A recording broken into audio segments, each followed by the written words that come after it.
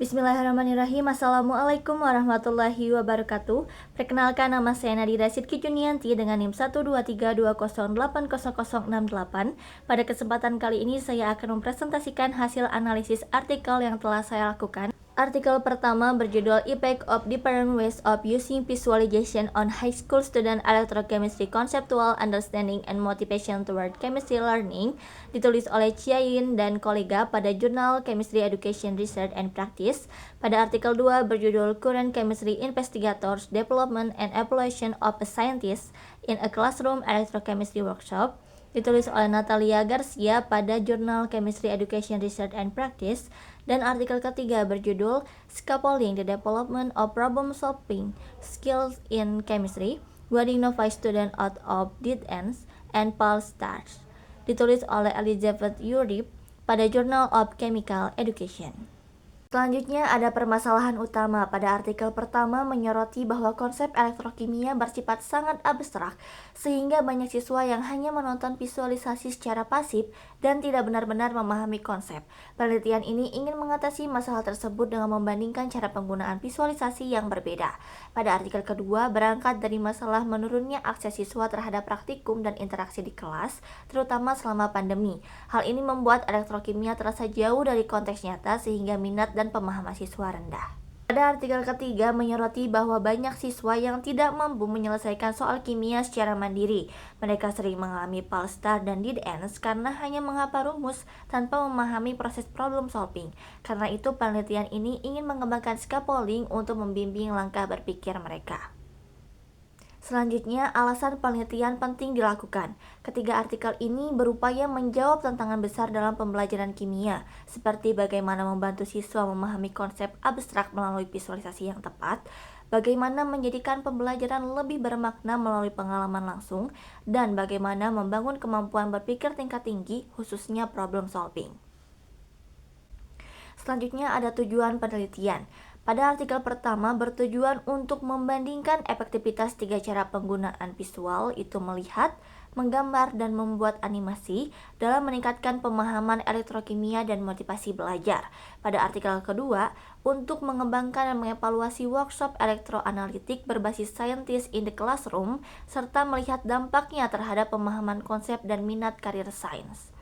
Pada artikel ketiga, untuk merancang dan menilai efektivitas workflow Goldilocks Help sebagai scaffolding bertahap yang mampu membantu siswa mengatasi kesulitan problem solving.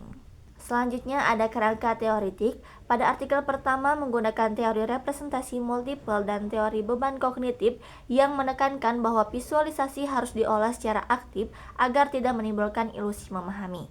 Pada artikel kedua berbasis konsep scientist in the classroom dan third space yang menekankan pembelajaran melalui pengalaman langsung dan interaksi dengan praktisi.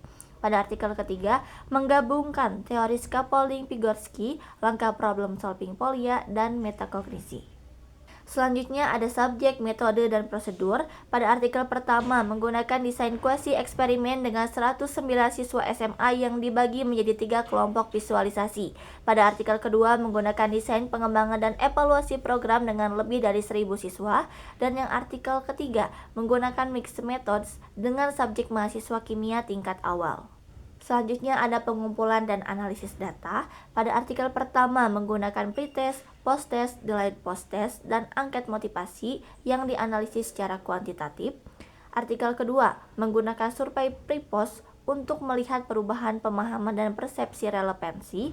Yang ketiga menggunakan tugas problem solving, analisis strategi berpikir, dan survei pengalaman belajar.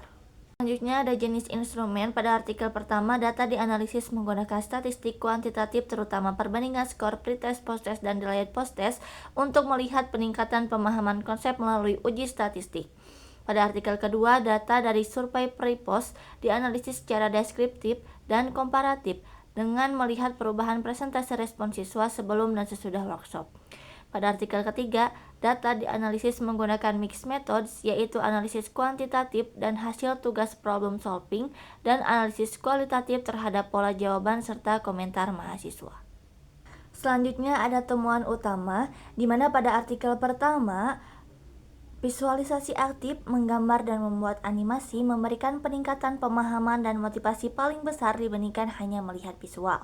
Pada artikel kedua, workshop meningkatkan pemahaman elektrokimia dan minat siswa terhadap karir sains melalui pengalaman langsung dan interaksi dengan ilmuwan.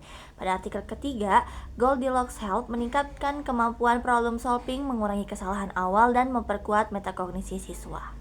Selanjutnya, manfaat yang diperoleh, di mana artikel-artikel tersebut memberikan inspirasi bagi saya untuk merancang penelitian yang menggabungkan penggunaan visualisasi yang melibatkan siswa secara aktif, pemberian pengalaman belajar langsung yang relevan, serta penerapan scaffolding bertahap agar dapat meningkatkan pemahaman konsep, motivasi, dan kemampuan pemecahan masalah siswa secara lebih efektif.